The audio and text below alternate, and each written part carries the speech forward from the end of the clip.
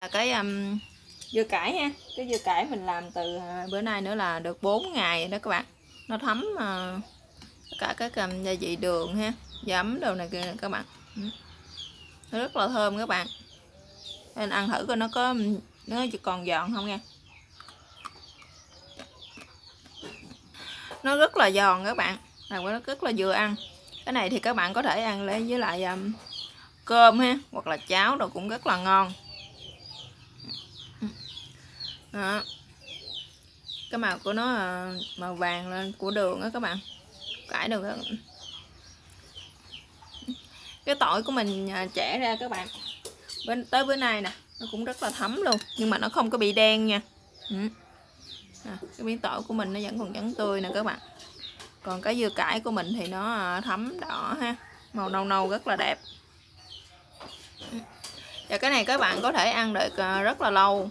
Bạn làm có thể ăn được 1 tháng cũng được nữa các bạn. Các bạn làm cho nó thấm ha. Các bạn để vô trong ngăn mát tủ lạnh mình đó thì anh ăn được rất là lâu. Đó.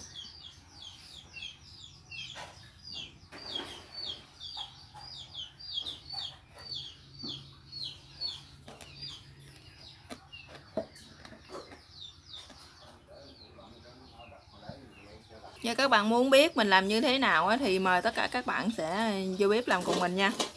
Mời các bạn.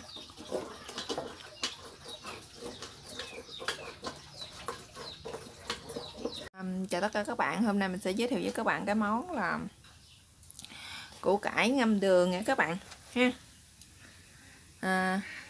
Đây là 1,5 kg củ cải trắng nha các bạn. Mình mua cái củ cải này nó hơi nhỏ đó các bạn, mà nó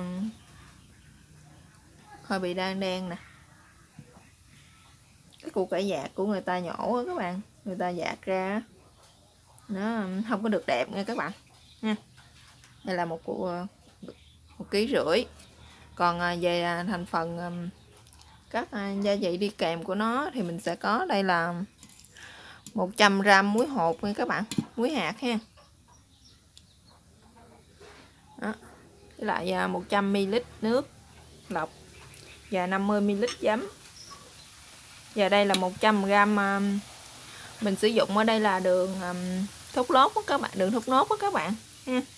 Các bạn không có đường thốt nốt thì các bạn cũng có thể sử dụng đường cát nha, mà được cát vàng đó các bạn. Tức nữa đặng mà mình ngâm cái phần củ cải của mình đó, cho nó lên cái màu vàng vàng cho nó đẹp nha các bạn nha. Rồi bây giờ mời các bạn sẽ vô bếp làm cùng mình nha. Mình sẽ bắt đầu mình mặn những cái này mình đã cắt bỏ cái cuống hết đó ha, mình để vỏ nha các bạn. Những cái phần màu mà nó hơi đen đen á thì các bạn gọt bỏ ha. Nó đen như thế này thì mình sẽ gọt bỏ. Rồi bây giờ các bạn chẻ nó ra. Những cái củ cải này nó nhỏ nè thì mình sẽ để chiều dài vô luôn nha. Chiều dài nó luôn như thế này cũng được nha các bạn. Đó. Các bạn chẻ nó ra cái miếng vừa ăn nha. Mình sẽ chẻ nhỏ nó ra như thế này thôi các bạn, cho nó vừa ăn ha. Để lớn quá nó sẽ không ngon, ăn nó sẽ dễ có nè. Mình chẻ nó ra nhỏ nhỏ như thế này nè các bạn. Các bạn chẻ như vậy cho đến hết cái phần củ cải của mình nha. Đã sắc nó xong hết rồi nè các bạn. Giờ mình sẽ trộn cái 100g muối hạt này vô đây ha.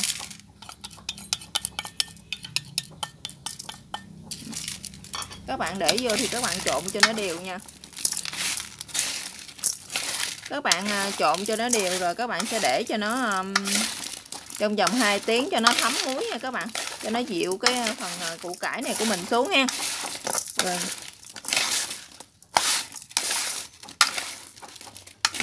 mình đã trộn đều rồi đó các bạn.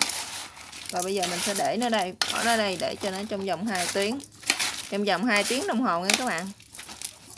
Cho nó thấm cái muối nè, cho nó phần dịu mềm cái củ cải của mình. Mình sau khi mình đã ngâm 2 tiếng ha, các bạn thấy cái nước của nó ra nó cũng hơi ấy nè các bạn nè. khi nào các bạn thấy cái miếng củ cải của mình nó mềm dịu như thế này ha, các bạn thấy nó mềm ha, thì mình sẽ đem xả nước nha các bạn xả thật là nhiều nước nha, để cho nó bớt cái độ mặn của muối á, cho giảm bớt cái độ mặn của muối nha các bạn xả khoảng chừng 4, 5, 6 nước gì đó thì nó bớt cái độ mặn của muối là được. Giờ mình sẽ đem đi xả nước nha các bạn. Rồi bây giờ trước tiên mình sẽ dắt cái nước này ra bỏ nha các bạn, cái nước muối thấm vào trong này thì dắt như nó bớt đi, rồi mình mới đổ nước vô mình rửa ha.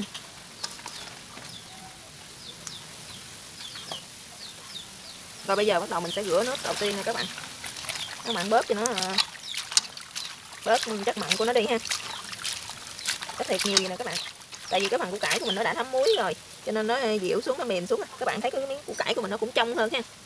Đó, mình sẽ dắt cho nó khô bớt nước đi các bạn.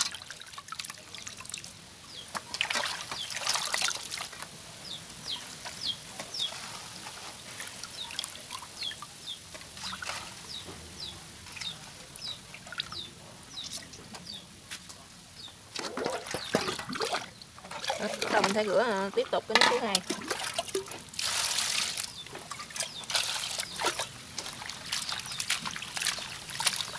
Các bạn rửa như thế cho mình là khoảng chừng 4 đến 5 nước các bạn, cho nó giảm bớt cái độ mặn nha. Rồi bây giờ mình đã xả xong cái nước lạnh rồi đó các bạn, khoảng chừng 5 nước ha, là nó như thế này. Bây giờ bắt đầu mình sẽ đem đi phơi nha các bạn. Mình để ra một cái xề, cái xề một cái ni như thế này nè các bạn.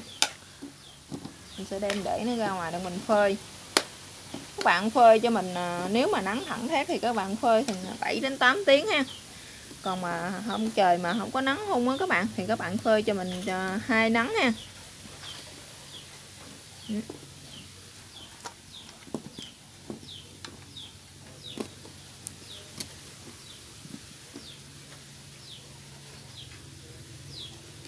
Cái này thì nó hơi nhỏ nè các bạn, mình để không hết thì một lát nữa mình sẽ để ra ngoài một cái xề nữa, rồi mình phơi cho nó mau nha các bạn. Các bạn để cho nó thưa thưa á, mình phơi nó sẽ mau ha. Các bạn để dày quá mình phơi nó rất là lâu.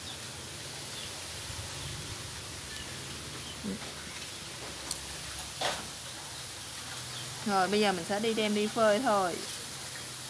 Ăn cái phần củ cải này ha, mình đã phơi 1 ngày rồi nè các bạn ha. Tại vì mình phơi rất sáng sớm á, bữa đó mình mần ở sớm cho nên mình phơi rất sớm, cho nên tới giờ này, tới chiều nữa nó đã khô như thế này rồi nè các bạn. Bây giờ mình sẽ tiến hành đi ngâm thôi ha. Rồi bắt đầu mình sẽ đi lột cái phần tỏi này nha các bạn, tỏi với lại ớt nè.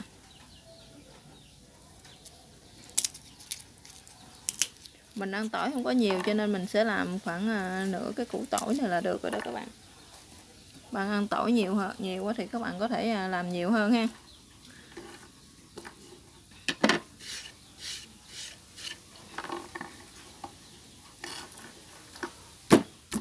Các bạn lột nó ra, lột cái phần vỏ này của nó ra nè các bạn.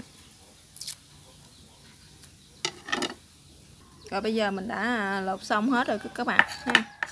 Mình sẽ 2 tép này mình sẽ băm cho nó nhuyễn ha. Còn những cái tép còn lại nè, lát nữa mình sẽ sắc lát nó ra các bạn.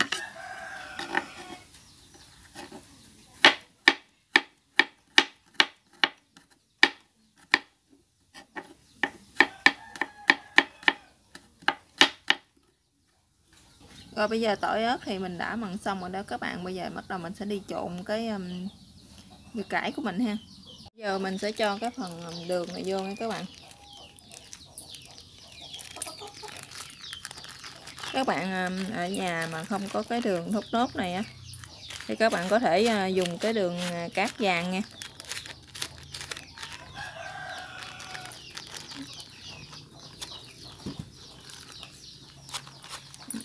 Sẽ cho hết cái phần đường cát này vô đây. Xin lỗi các bạn, đường chảy, đường thốt nốt đó các bạn. Nhưng bây giờ tiếp theo thì mình sẽ cho 50 ml giấm nè các bạn.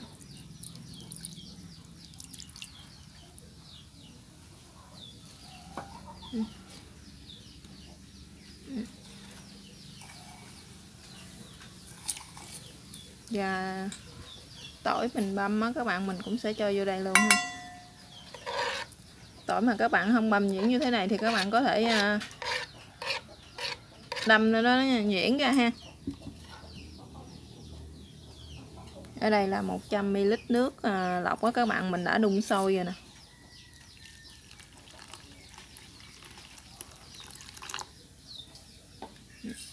Giờ mình sẽ vẩy cái phần này cho nó tan ra.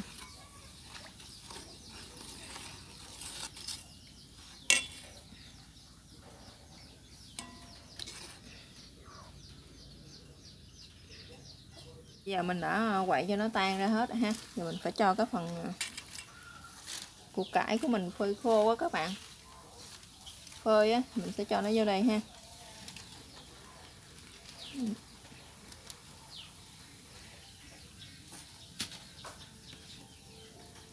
Đó các bạn.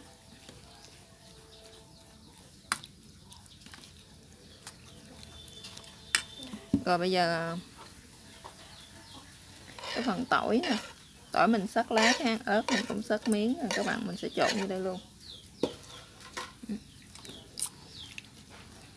Đó các bạn. Như thế này thì cái món dưa cải củ cải mình ngâm đường á, cơ bản thì nó cũng đã hoàn thành rồi đó các bạn. Các bạn chuẩn bị cho mình một cái keo nữa ha, mình sẽ vô keo. Các bạn để ở ngoài nhiệt độ phòng ở ngoài á, bình thường ha, khoảng chừng 3 hoặc 4 ngày các bạn, là nó cái dưa cải mình nó thấm cái gia vị này nè, là mình ăn được rồi đó các bạn.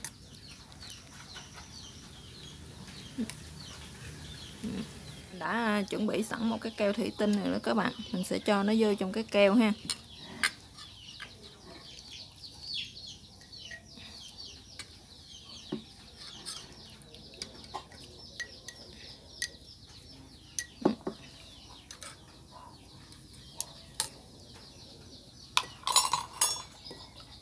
Các bạn sẽ cho nó hết vào đây, chắc cái phần nước nó vô đây luôn rồi các bạn.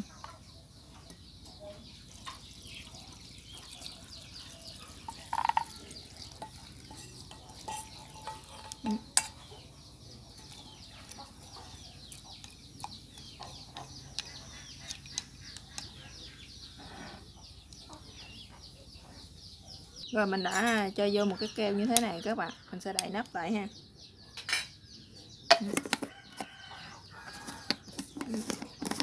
Thì các bạn có thể đậy nắp lại, các bạn để ở ngoài ha, khoảng chừng 3 hoặc 4 ngày là mình có thể dùng được rồi đó các bạn.